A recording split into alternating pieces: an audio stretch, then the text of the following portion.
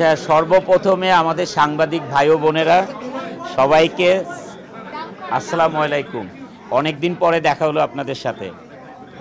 আমি আসলে সিনেমার প্রিপারেশনে বেশি বিজি ছিলাম না, ছিলাম ইন্ডাস্ট্রি নিয়ে। আপনারা জানেন যে 5ই আগস্টের পর থেকে বাংলাদেশে গার্মেন্টস ইন্ডাস্ট্রিতে একটা ধস নামে, সবাই জানেন এটা। রাস্তাঘাট বন্ধ, মানে শ্রমিকরা আন্দোলন, তো এই সমস্ত কিছু নিয়ে গার্মেন্টস সামলানোই খুব মুশকিলের ব্যাপার এখন। তাই ছবি থেকে কয়েকটা মাস দূরে, ইনশাল্লাহ জানুয়ারি থেকে ইকবাল ভাই, তারপরে জাজ মাল্টিমিডিয়া, নেত্রী দ্য লিডার, 4টা ছবি দেখি 2টা ইনশাল্লাহ শেষ করতে পারি কিনা জানুয়ারি থেকে।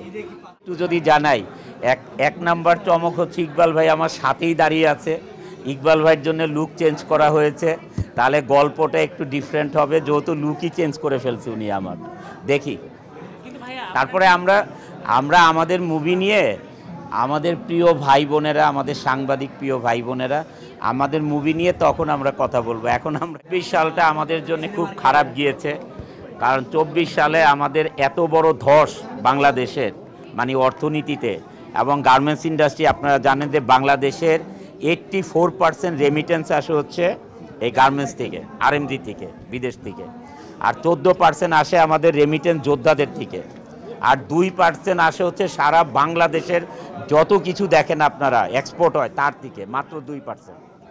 এই 84% রেমিটেন্স যেটা বাংলাদেশের অর্থনীতির চাকা ঘুরে, সেইটাতেই যত বড় ধস নেমেছে। এই জন্যে আমি আসলে মানে সারাক্ষণ গার্মেন্টসের ভিতরেই পড়ে থাকি, এখন ইন্ডাস্ট্রিতে পড়ে থাকি। কিছুদিন আগে জাজ মাল্টিমিডিয়া একটা আপনাদের সাথে প্রেস কনফারেন্স করে, তা আমার সময়ের জন্য আসলে এগুলি কিছুই হচ্ছে না। অপারেশন জ্যাকপট 2-3 বার ডেট ছিল, আমি সময় পাইনি, এই জন্য ওনারা শুটিংটা শেষ করতে পারেনি। তা আমি বলছি যে ঠিক আছে, জানুয়ারির পর থেকে আমরা কন্টিনিউয়াস ইনশাল্লাহ আমি সময় দিতে পারবো, যদি দেশের অবস্থা এখন যেভাবে আছে অ্যাটলিস্ট এইভাবে থাকে। অবশ্যই চলা দরকার, যে কোনো ছবি ভালো চলবে, প্রডিউসার বানাবে, আর্টিস্টরা কাজ করবে, দর্শক ছবি দেখবে, সবার ছবি ভালো চলবে, এটাই দোয়া করি, এটাই তো হওয়া উচিত।